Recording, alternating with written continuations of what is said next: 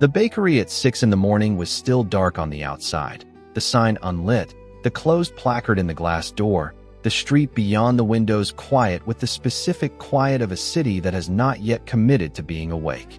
I had been opening Hartwell's at 6:30 for 8 months, and for the last 4 of those months, the man at the corner table had been arriving at 6:10. Not approximately 6:10. 6:10, exactly, as if the 20 minutes between his arrival and the official opening were a calculated increment, some specific buffer he had identified as the correct amount of time to have before the first real customer appeared. I never asked about it. When I saw the shadow at the glass door, I unlocked it, turned on the counter lights, not the full floor lights yet, just the counter lights, and went back to the pastry rack without ceremony. He came in, hung his coat on the hook beside the corner table, sat down, and waited. The arrangement had never been discussed. It had simply arrived at its own equilibrium the second week he showed up and stayed there. Marcus, I did not know his last name at this point and had not asked, had been coming in since October. Dark suit, dark coat, an expensive watch worn on his left wrist that caught the counter light when he reached for the coffee. A quality of stillness that was not the stillness of someone who was naturally still, but of someone who had made stillness into a practice through a long time and considerable effort. He ordered black coffee without asking whether it was possible, because for him everything was either possible or already arranged. Every morning, he asked what I would recommend from the rack. In October, I had answered the question as a professional courtesy. By November, I had started setting aside whatever I thought was best specifically for the question, because the question came every morning with the reliability of the 6:10 arrival, and some habits form faster than you intend them to. On the morning I am describing, a Tuesday in February, the light not yet starting outside, I had a batch of Scottish shortbread cooling on the rack behind me. My grandmother's recipe, the one I had introduced to the Hartwell's menu 3 months ago, and had watched become the bakery's best-selling item within 6 weeks, without Owen acknowledging the introduction in any way that mentioned my name or role in the development. Marcus asked, as he always asked, what he should try. I took a note card from the stack by the till. I wrote the recipe on it, not a gesture toward the recipe, the actual recipe, my grandmother's proportions, and the specific timing notes I had been using since I was 9 years old, written in the shorthand I used when I was working fast enough that full words were an inefficiency. I slid it across the counter. "So you can stop asking," I said. He looked at the note card. He looked at me. He picked it up and put it in the inside pocket of his jacket with the deliberate care he used for everything. The unhurried, considered care of someone who has decided that all things deserve to be treated according to their actual value and adjusts the treatment accordingly. "I will still ask," he said. I put a piece of the shortbread on a plate and set it in front of him and did not say anything else about it. The morning visits had established their own grammar in the 4 months they had been running, and I understood the grammar without having named it. He arrived before hours. I let him in without discussion.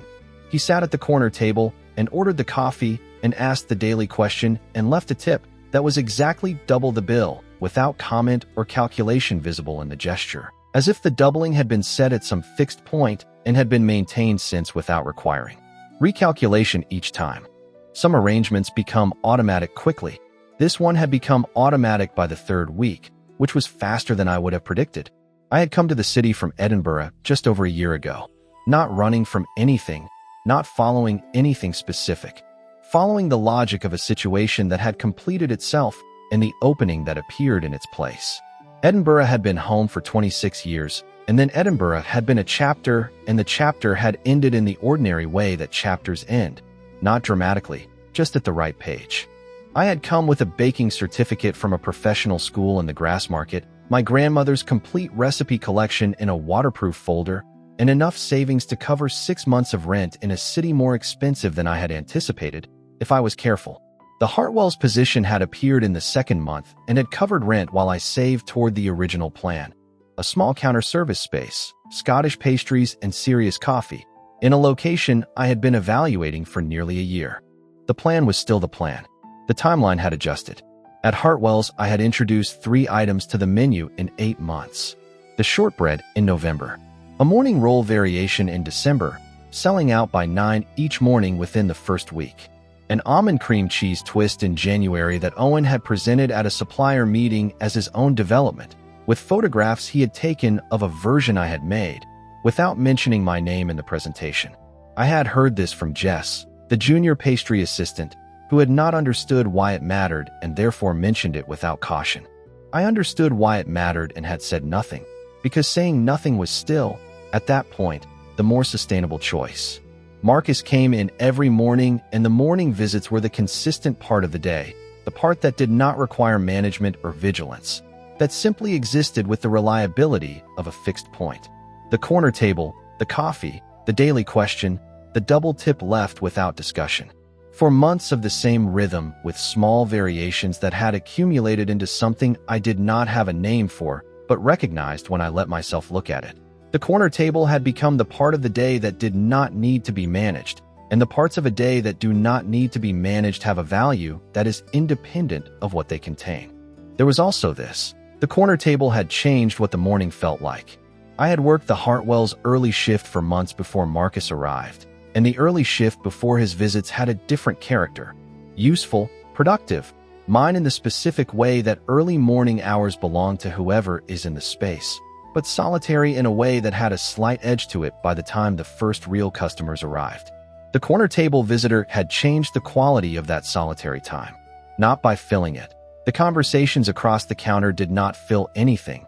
They occupied a specific frequency that was compatible with the prep work happening simultaneously, by being present in it in a way that made the time feel less like something to get through before the day started and more like part of the day itself.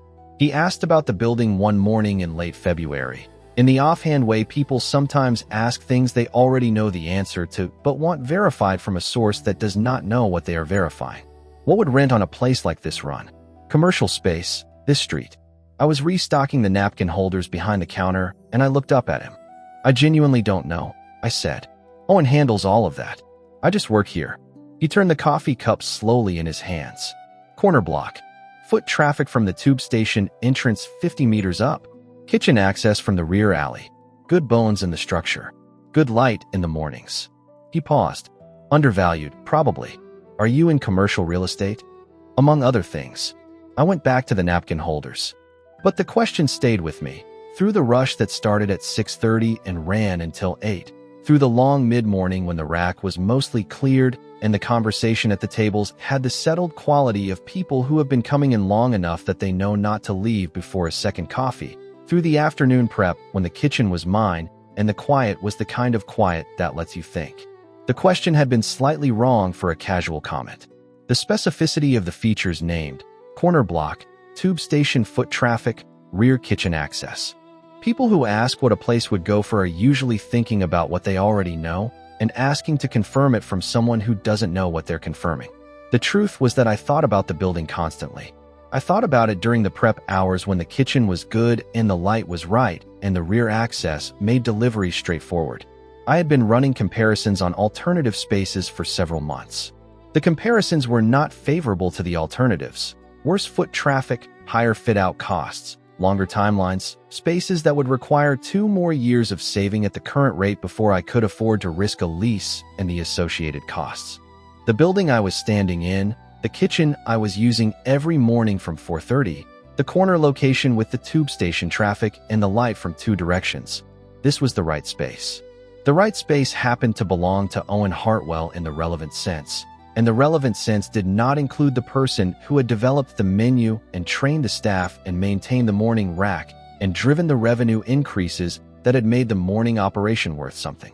I put the napkins away and started the afternoon prep and did not think about Marcus Vane's question again until later that night. When I was doing the numbers, I always did before I went to sleep, and the numbers came out the same way they always came out, which was, not yet, not this way, not unless something changes. What Marcus Vane was calculating when he named those features, corner block, tube station foot traffic, rear kitchen access, I would not understand for several more weeks. But the question had a specific resonance when I came back to it later, in the way that some questions do when you have subsequently learned what they were actually asking. He had not been asking about commercial rent. He had been taking inventory of what the space contained and factoring in what he could see from the corner table and reaching a conclusion about value that was not about the lease rate at all. I had answered correctly. I simply had not known which question I was answering. He came in on a Thursday when it was raining. The soft, continuous kind of rain that comes from low pressure and stays all morning, turning the street outside the bakery window into a moving surface and making everything smell the specific way things smell when the city has been wet long enough that the stone and the pavement and the air have all absorbed the moisture and become the same thing. I had not told Marcus I was from Edinburgh. I had not told him where I was from or much of anything personal. In 4 months, the corner table had been a place of transactions and a certain quality of conversation that stayed on the surface by mutual and apparently effortless agreement. No personal questions. No information volunteered beyond what the moment required. A quality of mutual respect that had not been discussed and did not need to be discussed because it had simply been present from the beginning. When he sat down that morning and I brought the coffee over and he looked at the rain coming down the glass, he said, "Where does this remind you of?" I stopped mid-movement. "How do you know it reminds me of somewhere?" "You have been looking at it since 5:45, he said. "I could see you through the glass when I was standing outside." I thought about that. About what it meant that he had been standing in the rain outside the bakery at 5:45 in the February morning. 45 minutes before he came in, 15 minutes after I had arrived and started prep, watching through the glass. About what kind of attention that was and what it had been doing out there. "Edinburgh," I said. He looked at the rain for another moment. Then he stood up from the corner table, which he had never done mid-visit before. The corner table was where he was until he left. That was the pattern. The pattern had not changed in 4 months. And he went to the window on the far wall and pushed it open. Not wide. The precise width that let the smell in without letting the cold in enough to affect the pastry rack. Wet stone, cold iron air, the specific composition of city rain that has been falling on old buildings long enough that the buildings have become part of the rain's identity. The smell of every Edinburgh morning I could remember from childhood. The smell of my grandmother's kitchen in the morning when the window was open onto the close. The smell of the walk to school in November. The smell of the city when you love it before you understand that you love it. He sat back down. He said nothing about what he had done. He picked up his coffee and looked at the counter and asked about the almond twist he had watched Jess pulling from the rack. I described the filling.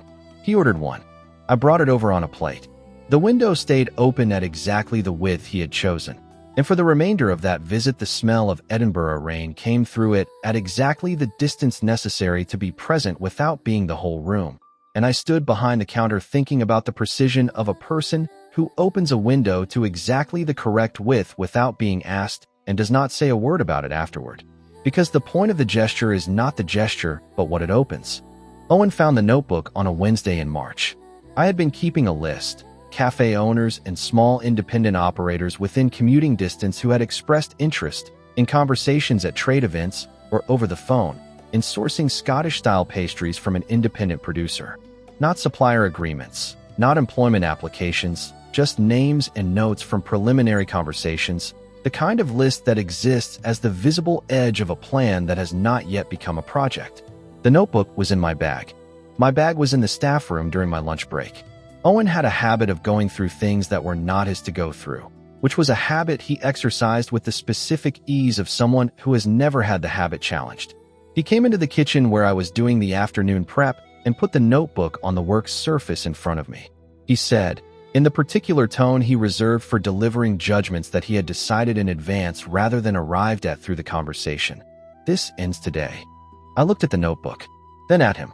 I said that the list was personal and had no bearing on my current employment, that I had done nothing in violation of my contract, that exploring future options was not a breach of any condition I had agreed to. He said it was a betrayal. The word came out with a weight that told me it had been prepared, the right word selected in advance for this moment. He said I had been using his kitchen, his facility, his customer relationships to build my own leverage at his expense, and that the pattern of the past 8 months was now clear to him. I said, "Owen, the 3 menu items I introduced in the past 8 months have increased morning revenue by an amount that is visible in your own reporting. None of the names in that notebook are current Hartwell's customers. The list is exploratory. It is not a breach of." He told me to be careful about how I spoke to him in his establishment.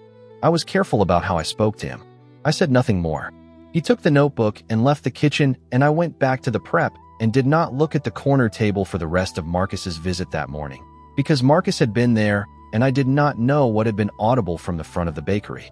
Later, Jess mentioned, in the easy way Jess mentioned things, without realizing what she was passing on, that the building's landlord had recently declined an offer from a development company to purchase the whole block. A significant offer. The development company had wanted to demolish and rebuild residential. The landlord had declined without entering negotiation. Jess found it curious. I found it a piece of information that I did not yet have a category for, and filed it accordingly. What I thought about that night was not the notebook or Owen or even the landlord and the development offer. I thought about the word Jess had used, eccentric. The landlord had turned down a significant offer, and Jess had explained this as eccentricity, because eccentricity is the word available when a decision does not fit into the available categories of profit and loss and rational self-interest. I thought about what category the decision would fit into if the available categories were expanded. I thought about the corner table and the man who had been sitting at it for 4 months, and about what he had said that morning about the building having good bones, and about how a person who is in real estate, among other things, would know, from a corner table, exactly what bones a building has.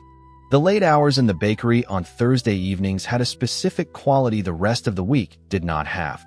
The residual warmth of the ovens that had been running since 4:30 accumulated over a full day into a warmth that had become the room's own temperature rather than the oven's output. The compound smell of a day's baking absorbed into the walls and surfaces until it was the smell of the space itself rather than the smell of what had been made in it. I had come to depend on Thursday evenings in the way I depended on things that did not require me to manage what I showed. The kitchen quiet, the prep straightforward, the thinking available, and the kind of silence that does not need to be filled. Owen had reassigned the Thursday evening prep to me 6 weeks ago without discussion or adjustment to my hours. In the casual way he reassigned things, stating it rather than asking, framing it as an operational necessity rather than an extension of my obligations, relying on the fact that I would not refuse because I needed the position and he understood that I needed it. I had accepted it without comment because comment would have served no purpose at that stage. Comment might serve a purpose later. Evidence accumulates toward the moment when it has use, and the moment had not yet arrived. On the Thursday after the notebook incident, I stayed later than the prep required. Not because there was more to do. The prep was an hour's work at most, and I finished it efficiently. I stayed because the quiet was what I needed, and the kitchen was where the quiet was. I thought about the notebook list, about what Owen's response to it had revealed about his model of what I was. Not an employee with a separate trajectory, not a person with plans that predated this job and would continue past it, but a component of the business, a feature acquired to serve a function. The response had told me something I already knew and had been carefully navigating around. There was no version of the current situation that resolved in my favor without something in the situation changing. The something could be a departure.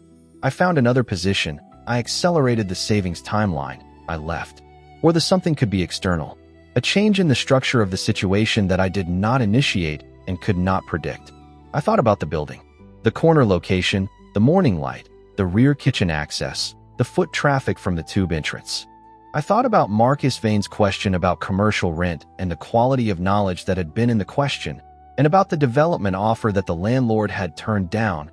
A significant offer, Jess had said, without knowing what significant meant to her own story. I thought about what I was assuming when I assumed the space was not available to me, and whether the assumption rested on evidence or on the accumulated weight of things I had stopped examining. In the kitchen at 10:30 at night, with the ovens cooling and the street quiet outside and the city reducing to its own late sounds, I sat with the question of what it would take to change a single assumption, and whether the cost of examining it was higher than the cost of continuing to work around it. He came in on a Friday at 5:55, 15 minutes earlier than usual, in the rain that had continued from the night before. The street outside was still dark. I heard the tap at the glass while I was moving the first batch from the lower oven to the rack. Not the regular knock, a slightly different quality to it. The knock of someone who has arrived at a decision and is delivering it rather than announcing a routine. I crossed to the door and unlocked it. He came in and went to the corner table, which was what he always did, but without the usual intermediate movement. Without the coat being hung on the hook first or the gloves being placed in the coat pocket or any of the small rituals of arrival that I had not noticed I had memorized until I noticed that this morning they were not happening in order. He sat down. He looked at the counter. Then he looked at me. "I own the building," he said. I set down the rack I was carrying. "This building," I said. "This building. I have owned it for 2 years." He turned the empty coffee cup that was already on the table from the previous day's cleaning setup. "In November, 4 months ago, I declined an offer from a development company that wanted to purchase this block and 3 adjacent properties, demolish the existing structures, and build residential. The offer was substantial. Declining it required a specific reason." I looked at him across the counter. I looked at the corner table, the table he had been sitting at for 4 months, in a building he had owned for 2 years, in a bakery where someone was doing work that was not being credited to her, and a business was running on the strength of that uncredited work in a space he had chosen not to demolish. "What was the reason?" I said. "I walked the space one morning in October to assess it before the lease renewal came up," he said. "You were in the kitchen working with your junior staff member on laminated dough. You were explaining why the butter temperature at the start of the process determines the final texture, not the workability alone but the texture. And you were explaining it with the precision of someone who needs the other person to actually understand it, not just follow the steps. You were not managing her. You were teaching her." He paused. I thought, whatever is being produced in this space, it would be a considerable waste to reduce it to rubble for residential units. He set the coffee cup down in a position that was different from the center of the table, closer to my side. The subtle shift of distance that is the smallest adjustment that still constitutes a deliberate one rather than an accidental one. "There is no version of the current arrangement," he said, "in which the building goes to the development company. There is another version that I would like to discuss if you are willing to hear it." I looked at the coffee cup in its new position, at the corner table, and at the window where he had opened it to exactly the right width for the smell of rain. At the note card in his jacket pocket, where I knew it was, because he touched that pocket the way people touch things they are keeping. "I am willing to hear it," I said. "Owen came in on a Saturday at 10:30. He came through the service entrance in the way he came in on Saturdays when he had been building towards something all morning and had arrived at the point where the building had reached sufficient pressure to require release. The mid-morning lull had settled in.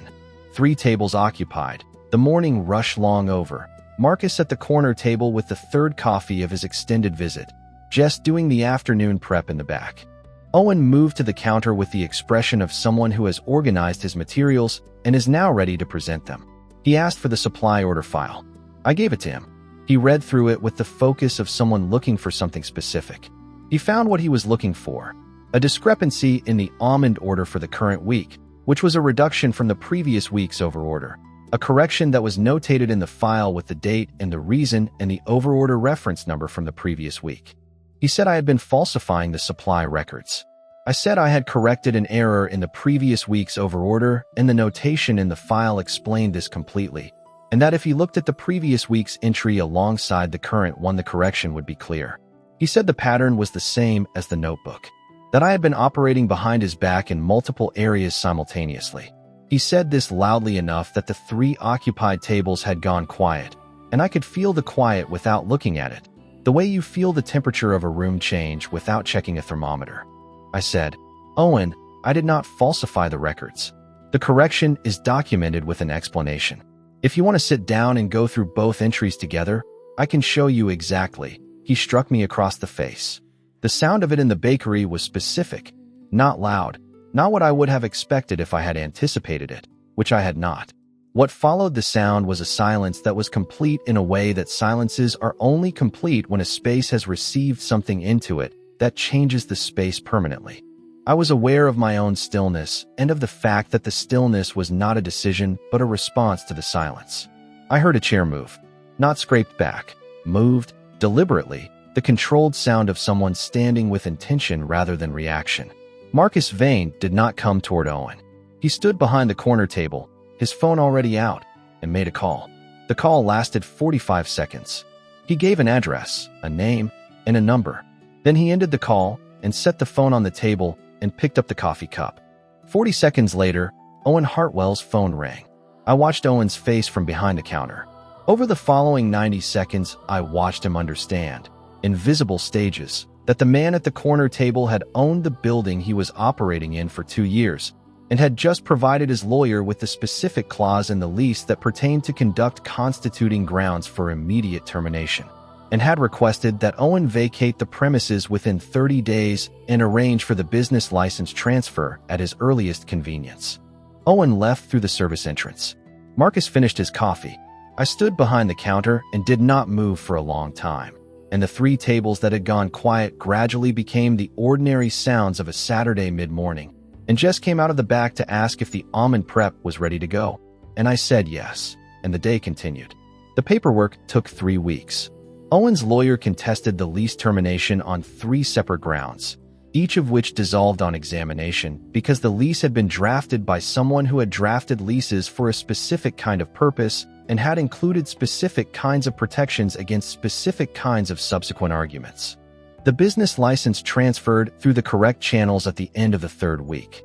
By the end of the month, the sign above the door read Mercer's, in clean white letters with a small Scottish thistle detail in the corner that I had designed on a napkin at the counter one February morning while the rain was doing what it does in cities that have absorbed enough stone to make the rain their own. The arrangement Marcus proposed was not a partnership in the sense the word usually implies: shared risk, shared decision, shared direction. It was a lease at a rate that reflected what a space like this one was actually worth to the person who was going to use it correctly, which is a different figure from what it is worth on the open market to the highest bidder, which is a different figure again from what it had been worth to Owen Hartwell, who had been paying below market for years on the strength of a relationship with the previous owner that had expired without renegotiation because Owen was the kind of person who allowed situations to continue past their logic as long as the continuation benefited him. The lease Marcus offered was for 5 years, renewable. The terms were clear. I read them 3 times and had a solicitor read them once and called my mother in Edinburgh and read her the key clauses over the phone, and my mother said, "Isla, that's a fair lease," in the tone she uses for things that are actually true and does not waste on things that require elaboration. Jess came with the transition. She had asked in writing, formally, 1 week before the transfer was complete, a document that was 2 pages long and outlined her reasons for wanting to continue in the new arrangement, her understanding of the role, her commitment to the standards she had been trained to, and her awareness that the new arrangement would be different from what she had been hired into, and that she was choosing it with full knowledge of the difference. I read it twice and hired her immediately, and did not tell her until later that the formality of the request was the reason I had not hesitated, because the formality told me everything I needed to know about the kind of attention she would bring to the work. The first morning of Mercer's Bakery, I arrived at 4:20, 10 minutes earlier than usual, without planning to, because the first morning of something that is yours carries a different quality of early than the first morning of something that belongs to someone else. The ovens were running by 4:45. The first batch of shortbread was in at 5. The rack was fully stocked by 6:15, which left me 15 minutes before the official opening at 6:30. At 6:10, a tap at the glass. The dark coat, the shape of him against the street light from outside, the specific quality of presence that had established itself over 4 months at a different counter with the same geometry. I crossed the floor and unlocked the door. He came in and hung his coat on the hook. I had put a hook on the left side of the door at the same height as the hook at the old location, without consciously deciding to position it there, which tells you something about how habits form their own architecture without announcing it. He sat at the corner table. He looked at the table surface. The note card was there. My grandmother's shortbread recipe, in my handwriting, in the shorthand of someone working too fast for full words. He had returned it the week the paperwork was completed, setting it on the table during what had been an otherwise practical conversation about lease terms, without comment on the fact that it was being returned. I had kept it since then in the center of the corner table, because that was where it was, and there was no better place for it. I brought the coffee over. Black, no discussion required, no question about whether it was possible. He looked at the note card. He looked at me. "What would you recommend this morning?" he said. I went back to the rack. I took a piece of the shortbread from the first position, the position where the first position had always been, where you put the thing that is best, and brought it over on a plate and set it in front of him. Outside, the city was starting. The Tuesday morning commuters, the delivery vehicles on the corner, The tube entrance 2 minutes up the street, beginning to push its first wave of people into the day. I went back to the counter, and the morning started, and it was exactly as it had always been and completely different, which is the only honest way to describe how things begin.